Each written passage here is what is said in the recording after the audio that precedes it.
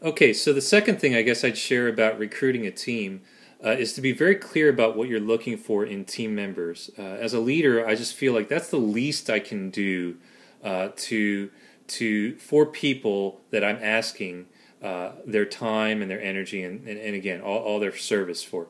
And really, if we're honest about it, when people show a little bit of interest in joining your ministry and serving with you, you know what they really want to do? They really want to know. They just want you to tell them, what does it take to join the team? I played sports growing up and tried out for different sports and things like that. And I remember in high school as a freshman trying out for the basketball team, and I made the team and everything. But there's this whole waiting period that's there, and you're going to the couple days of tryouts, and you just wish somebody would tell you specifically what does it take to make the team. And you feel like if I can do this thing, then I'll get in. And so really what I try to do for team members is just be real upfront from the very beginning about what I'm looking for in team members. This is not something that I would encourage you to be overly spiritual or mystical about. I would encourage you to be spiritual about it and pray about people that are showing interest in joining your team. But don't make it this spiritual thing for them on their end, where we say something like, oh, we'll just wait on the Lord and wait for Him to speak to one of us, because it's too vague. You're not doing right by people by doing that. So again, putting the responsibility back really on us as leaders, because we're asking people for something, is to be very, very clear about what you're expecting from people. One of the things that I follow is a very simple model shared by Bill Hybels, pastor out in Chicago at Willow Creek, and he shares what's called the 3 C's. And this is what I've used this in youth ministry. I've used this in the worship ministry as a worship pastor, and now even as a lead pastor, where we're at our church in the very beginning stages of forming a leadership team. And he goes by the 3 C's, which I've found works great. And I've added a couple of little things on my own to them to elaborate, but I never willingly or intentionally violate any of these 3 things. The first C is character, and that almost goes without saying. We want people who are exhibiting, a growing relationship with Jesus. Character, it matters, because it always comes back sooner or later to bite us or to bless us. And so character is one of those things that can't be tested quickly. And that's why it's so important that as a ministry leader, you have some sort of process put in place about what you're looking for in team members. So character means that you kind of recruit slowly and with as much grace as possible, but when there's a situation you've got to let somebody go, then you let them go rather quickly. And we as leaders, we tend to do it the other way around. Why? Because we fall in love with talent. We fall in love with people who are anointed. And so we see somebody that's just awesome at what they do, and we're like, oh man, you are just exactly what we need, and we get them up there. And we sooner or later find out that it's easier to give people positions and titles than take them away.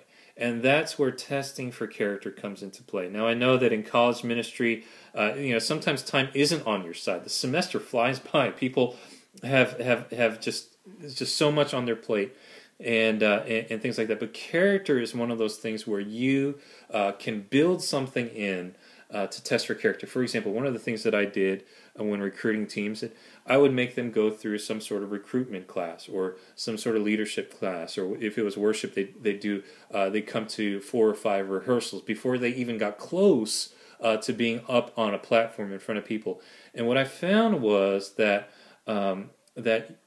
if they couldn't just deal with the fact that you were asking them to sit out for another month or 6 weeks, then they were just impatient. It was something that revealed itself right away. And so when it comes to testing for character and communicating what you're expecting in character, are you expecting certain things? Does your organization believe in certain things theologically or doctrinally that you're not comfortable with, or that you are comfortable with?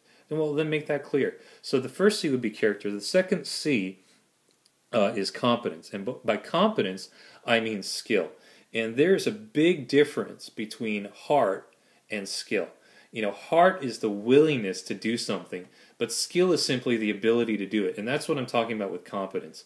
Competence is showing an ability to do that ministry. Now, I know that the best people aren't just going to fall from the sky, right into our lap, all trained up. There's going to be some training involved when you are recruiting a team, because even if they're talented, they've got to learn to do things the way that you would prefer, or fit the heart or the DNA of the organization. But competence is very, very important, and you can't ever mistake or confuse heart with skill. Competence is talking about skill, and I never apologize for asking the best of my people, because the world isn't afraid to do it. The world expects when you come to work that you're going to give your best, that you're going to do a good job, that you're going to do what you're being asked to do. You're going to be doing basically what you signed up to do. And so I never apologize for asking the best from my people. Now, everyone has a different level of ability, and so I don't compare others to what others can do, some people to what others can do, but I do ask for their best.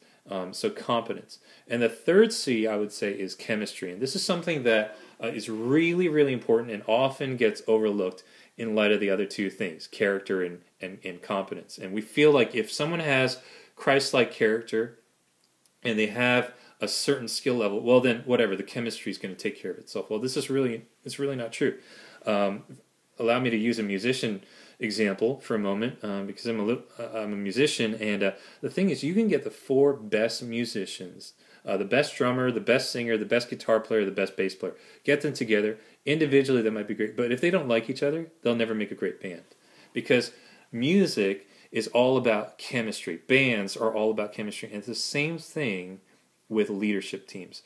There is a chemistry that is so vital for a team to move and flow in a healthy way. And so chemistry simply means the ability to get along with other people. And really, isn't that the promise of ministry? Isn't that why so many of us love being involved in ministry? Because it's the one of the very few things, if anything, in the world where you can get together for a cause that you really believe in, a cause that is making a difference in people's lives, and it's something that you can do with your best friends. That's why so many of you serve where you serve. So many of you have had such rich experiences serving God, because the people that you've served God with. And really, my testimony, as so many of you can probably identify with, is that some of my best friends have come out of serving God together, because we got along. There's some sort of synergy and anointing and unity that comes when people serve God together. So you never